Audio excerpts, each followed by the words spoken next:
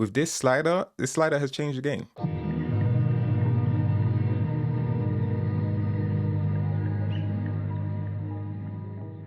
So today is an interesting one. We have a update, a version 2 of noteGRABBER. If you're unaware, I did a video for noteGRABBER 1. It's the link I'll put in my description. navied reached out and sent an early copy of noteGRABBER 2. So by the time this video comes out, it should be available. So if you're interested, you can go to the website and download that right now. There's a trial going on for it. I think it lasts 20 or 18 days. I'm not sure. But anyway, I had time to play with it, look at the updates. There are 6 new main features that I'm going to go through, and then I'm going to let you know my thoughts on it. So let's get into the video.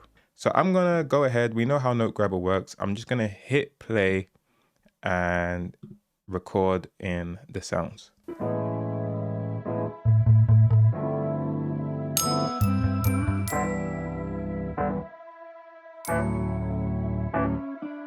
There it is. Now you can see all of this. The first thing we have is the grid. Now you can turn that on or off. It just gives you the lines, lets everything line up perfectly so that you can see where the notes are. And yeah, that's pretty much it.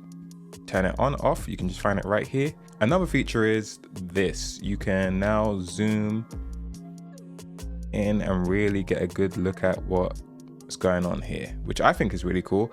However, I have noticed, and this is a pre-release version, but if I go ahead and zoom here and then close the window and then reopen the window, the zoom does not stick. This could just be something that is only happening on Ableton. I haven't tried it on Logic. Another thing is you can also stretch the screen, but it does the same thing. If you stretch the screen and then close it and then reopen it, it's no longer stretched. So just something to point out. The next feature, which I think is really cool, is the sound option. So if you see this button right here, it is what we can use to change the sound. So with the sounds, you have the synth sounds, and if I switch it, you have no sound, but you can turn it off completely, or you have this piano sound. See what I'm saying? So that's really cool. What I did find is when I preview these sounds, which I'm gonna talk about that in a second, for the piano, it kind of spikes the CPU a bit. So we'll look at that in a minute and we can see the difference. So what you can do now is you can have those sounds and then you can use them in conjunction with another feature called the preview mode. The preview mode lets you play along with your DAW, which is really cool. So I'm just gonna draw some random notes in and then hit preview. And you can do it like that. So these next 2 features are really cool. I'm gonna talk about them together because they're awesome. You have the DAW player or the preview player or whatever you wanna call it. I guess the preview player and the DAW player are 2 separate things, but they kind of work in conjunction with this next one, which is my favorite feature called the quick grab. So now all you gotta do is just hit the slider, turn it up, and then it grabs all of the most relevant notes for you. Yeah, you can just edit them out. You can just take out the ones you don't like. I think that's really cool. The one thing I have to say about this is that I think that this could do with a bit more sensitivity because I'm not seeing enough notes by the time I get halfway compared to here. So maybe that could do with some tweaking. Maybe Navi has already tweaked that before we've even put this video out. I don't know. So now what I want to show you is how it plays along with the DAW. So I turn up all of this. I'm gonna turn it to about here. So let's reset everything. I like to have my range a little bit lower and my gain a bit higher.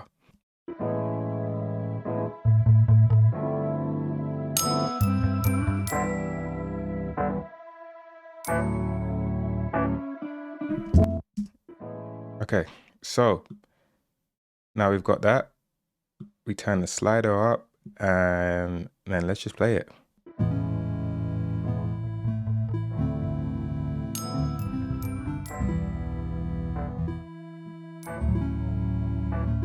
So that's pretty cool. That grabbed all the notes fine.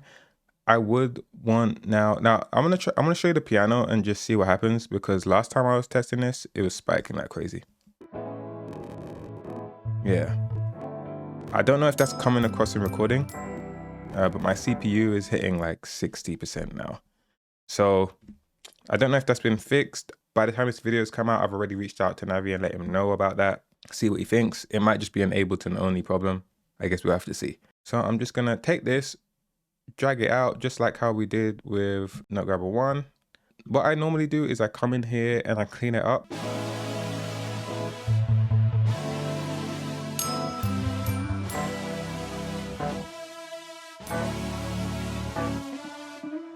So yeah, let's just solo this and see how it sounds by itself.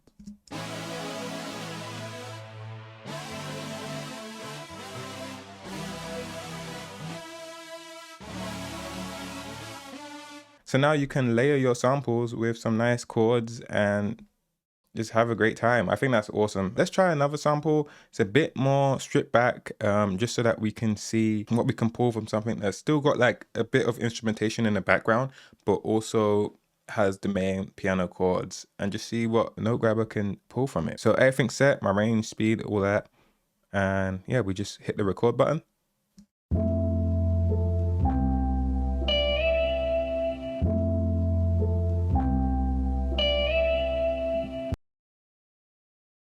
Just hit the quick grab slider.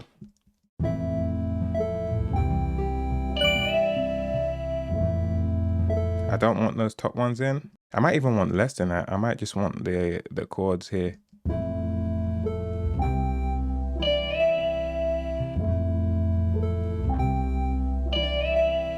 Okay, cool. So now I'm going to drag these out, and you get that human feel from it. It doesn't quantize anything. You can quantize it afterwards, but you get this really cool state. So yeah, let's just hear what that sounds like after cleaning it up.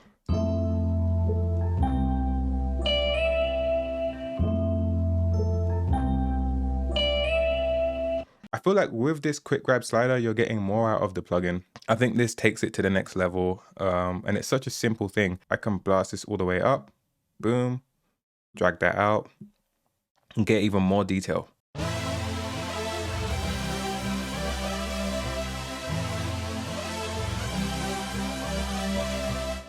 But you're getting the mix of the melody and the harmony, and I think that's what makes this plugin unique. With this slider has changed the game. Overall, this is a great update. noteGRABBER 2 has surpassed my expectations, and it has separated itself from other audio to MIDI converters. Yeah, all of the features I think are pros. However, with the cons, I think a few things need to be tweaked, and have probably already been tweaked before this is even dropped, and I'm just living in the past right now. So first off is the slider sensitivity. I think that it needs to be tweaked so that the slider sensitivity is a bit more sensitive. I found myself constantly on the higher end of the slider instead of like, I don't know, like midway. But it is my favorite feature, and it saves a lot of time, because that was one of my grievances with noteGRABBER 1. One thing that I would have liked to have seen in this update, a feature where you could like drag across all of the notes that you don't want and then just